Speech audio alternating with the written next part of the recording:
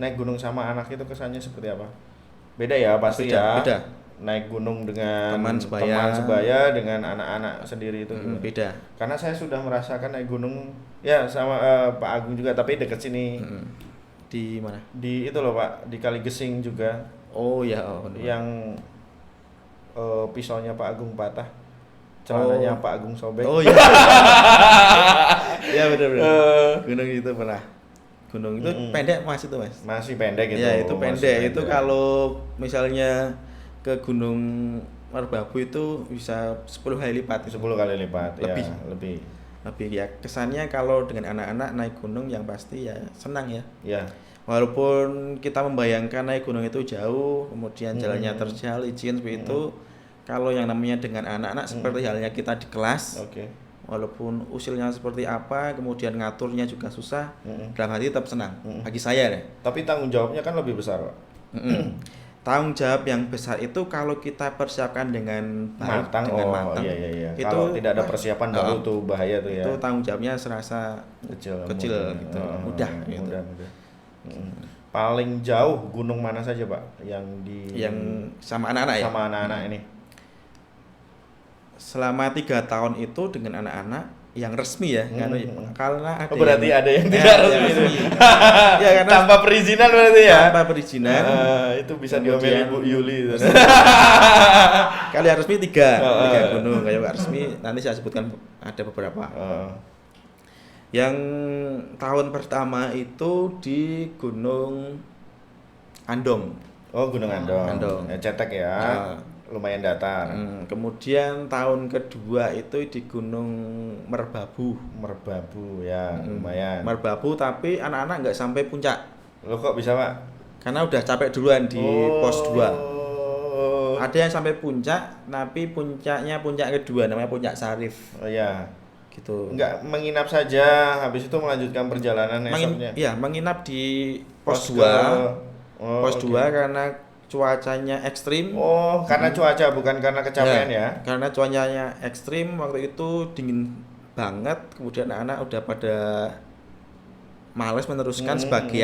Sebagian yang laki ada yang perempuan yang kuat-kuat itu sampai ada yang ke puncak Menara, kemudian Puncak Sarif, tapi nggak ada yang puncak Genteng Songo. Genteng Songo itu paling tinggi. Tingginya. Itu nggak ada yang sampai puncak keempat saja ya. Base camp kedua. Sisanya naik ke puncak yang kedua. Oh, puncak yang kedua. Oke. Puncak yang nomor 1 nggak ada yang sampai sana. Genteng Songo. Kemudian yang ketiga di Gunung Prau. Gunung Prau itu juga. Ya itu sampai puncak semua karena udah gunungnya emang untuk gunung tempat wisata ya. Gitu. Terus di atasnya juga kan ada warung juga. Ada warung. Terus Prau yang gunung yang tidak resmi. Tidak resmi ya. Itu ada di Pakuwojo. Pakuwojo itu mana ya? Pakuwojo itu dekat Gunung Prau, Wonosobo. Ya. Wonosobo, terus Gunung Ungaran. Terus Gunung Sumbing. Gunung Sumbing ya pernah. Gunung Sumbing sama anak. Oke. Gunung Sumbing, ada 3 itu. Berarti itu gimana itu kalau tidak resmi itu mereka pembiayaan sendiri berarti? Sebenarnya iya. Jadi yang mereka memang niat dari dalam diri mereka sendiri untuk mau untuk naik gunung gitu. Terus mau tapi nambah pengalaman. Pak Agung mendampingi saya harus mendampingi. Okay. Itu pasti yang ikut itu kelas 3. Oh, kelas 3. Nah, yang di Gunung Pakuwojo, Gunung Sumbing, Gunung Ungaran itu kelas 3 semua. Kelas 3 semua. Jadi mereka bilangnya mau naik gunung sebelum lulus gitu. Itu naik gunung dulu gitu. Nah, itu kelas 3. 3 angkatan yang berbeda-beda ya? 3 angkatan yang berbeda-beda. Ya Pak, yang paling seru ya sebenarnya naik Gunung Merbabu sama Ungaran itu. Oke. Untuk yang pembiayaannya berarti untuk kesananya sendiri anak-anak itu angsuran iuran berapa Pak? Naik apa terusan? Kalau dari PA ekskul itu kan ada yang namanya iuran tiap minggu. Iuran mingguan. Ya, ada kas gitu, ada ngisi kasnya. kas 2000 gitu. Heeh. Itu sampai terkumpul nanti berdasarkan tabungannya masing-masing. Kemudian untuk transportasi itu disubsidi sekolah. Oke. Jadi anak-anak itu hanya menanggung tiket masuk, Tiket masuk saja. retribusi Oke. masuk. Itu jadi kas yang terkumpul tadi.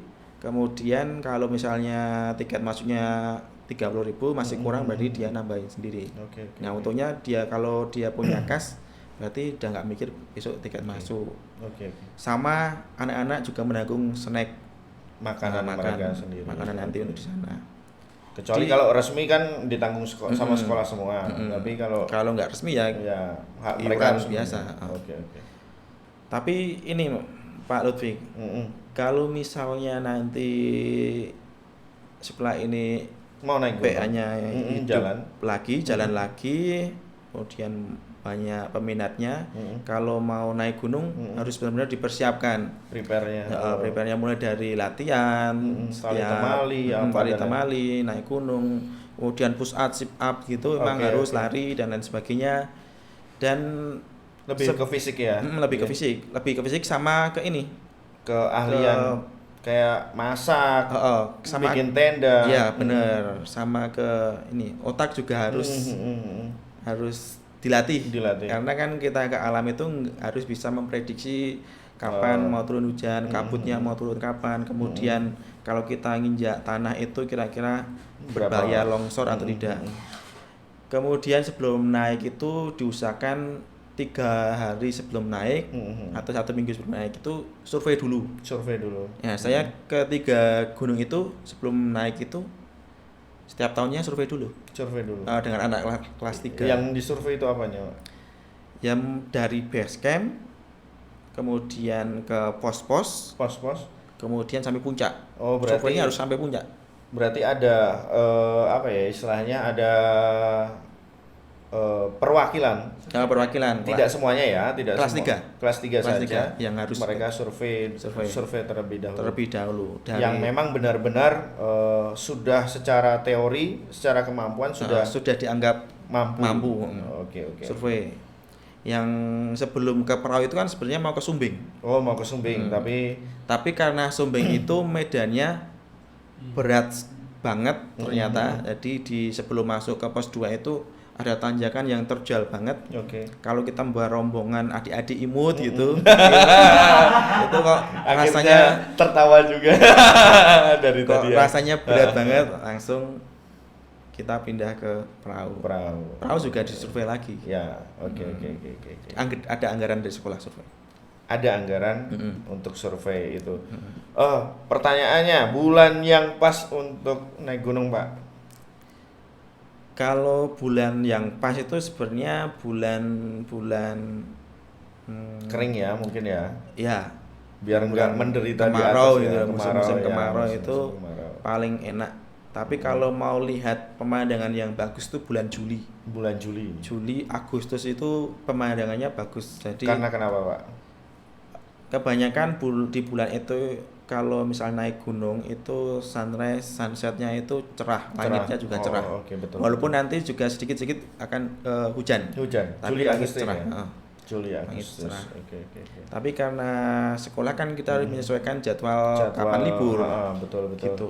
Biasanya di SMA Pius itu kalau dulu itu naik gunungnya bulan apa aja sih, Pak? Atau akhir bulan Desember itu pernah kehujanan nggak? Pernah naik gunung nggak Desember? Naik gunungnya itu libur sekolah semester 2. Oh, semester 2 bulan apa ya berarti ya? Libur sekolah. Bulan Juni ya? Ya, bulan Juni. Juni itu pasti naik gunung. Oke. Terus cuman kalau bulan Juni kan naik gunung itu dinginnya minta ampun. Ya, karena siangnya panas, pasti malamnya itu pasti sangat dingin sekali. Berarti prepare-nya dari bawah itu ya sarung. Karena saya pernah naik gunung itu sama OMK kayak teman-teman OMK Sedayu gitu. Mereka itu pada bulan Juli Agustus itu mereka naik gunung itu pakai sarungan, cuma sarungan saja naik gunung. Wah, wong pedok iki. nggak bawa perbekalan kayak perahu itu kan. Iya. Ada Mas Gunarto, ada siapa lagi itu ya, ada itu pakai.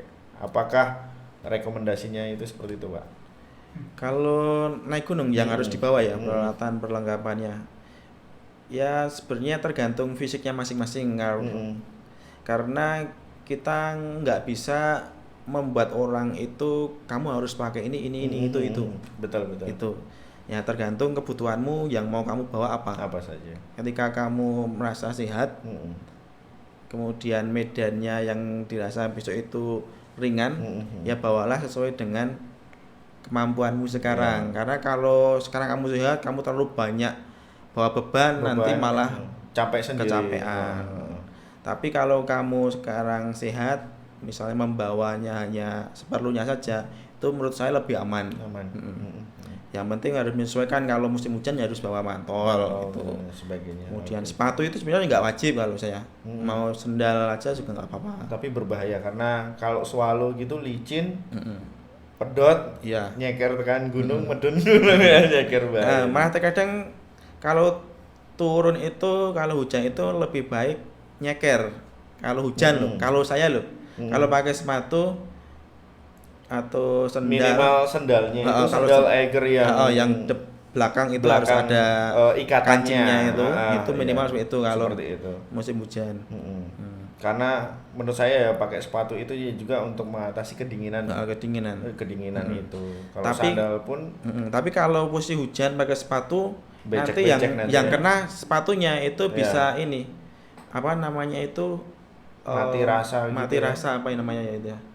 Terus yang hitam-hitam gitu terus amputasi. Kayak di film-film. Bener.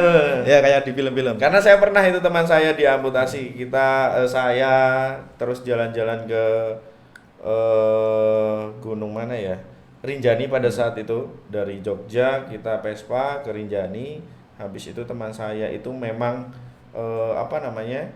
dia itu komplit secara pakaian mendakinya, tapi kaos kakinya basah, Pak. Nah itu kaos kakinya basah. Seharusnya pada saat sudah sampai puncak, kaos kakinya dicopot. Dikeringkan apa dan lain sebagainya. Itu dibiarkan sampai turun ke bawah dan ternyata sudah hitam, Pak, dan tidak ada rasa, cuma kelingkingnya saja sih. Kelingkingnya hitam. Seperti itu. Itu ya makanya banyak trik ya sih sebenarnya. Kadang lebih baik nggak usah pakai sepatu, nyeker aja. Karena kalau nyeker itu aktivitas dari kaki kita itu lebih luasa. Jadi darah yang mengalir itu panasnya di sini kita bisa rasakan. Kalau pakai seperti tadi sepatu basah kemudian kaki basah, lama-lama nggak kerasa, mati rasa. Gitu, Pak. Ada yang ditambahkan lagi untuk PA? Untuk PA, saran kritik? Ya semoga untuk PA tetap Jaya. Harus ada namanya. Karena sempat terkenal di Purworejo karena PA Passenger itu salah satu ekskul penyita alam ya paling aktif di Purworejo. Betul. Kita saingannya sama SMA 1. SMA 1 itu ada wall climbingnya, kita belum ada. Tapi kalau untuk masalah kegiatan di luar, kita yang paling aktif. Terus kita sempat juga demo untuk menanam pohon itu. Kemudian demo untuk mengurangi penangkapan hewan-hewan yang dilindungi. Itu di daerah Purworejo 2 kali sama anak-anak di sana pakai banner-banner gitu. Sama anak-anak PA di SMA 1 itu. Ya semoga semakin jaya, semakin banyak. Jaya. Harus ada aktivitas, yang penting PA itu harus ada aktivitasnya. Oke. Gitu Pak Tri, kelihatannya sudah mengantuk dan ingin segera pulang. Siap. B, pendapatnya untuk Pak Tri? Untuk Pak apa? Soal. B, pendapatnya buat Pak Agung. Harapan untuk saya apa loh? Harapannya. Harapan untuk saya apa, Pak Tri? Doa. Tidak ada. Nanti main-main ya kawan-kawan ke rumahnya Pak Agung. Terima kasih. Habis ini mau kemana ini? Kita biasanya ke sana. sana. Oke. Terima kasih Pak Agung. atas waktunya. Oke, sama-sama. Semoga Sapius semakin maju, Kapan semakin berkembang, dapat murid yang banyak. banyak. Sehingga nanti targetnya tercapai. Amin. Semuanya amin. Amin. Oke, kebiasaan kita Pak Agung nanti siapa yang sudah ada di sini itu menulis pesan-pesan seperti itu Pak Agung. Oke. Biasa Pak. Gitu aja Pak Agung. Kita geser ke sebelah sana.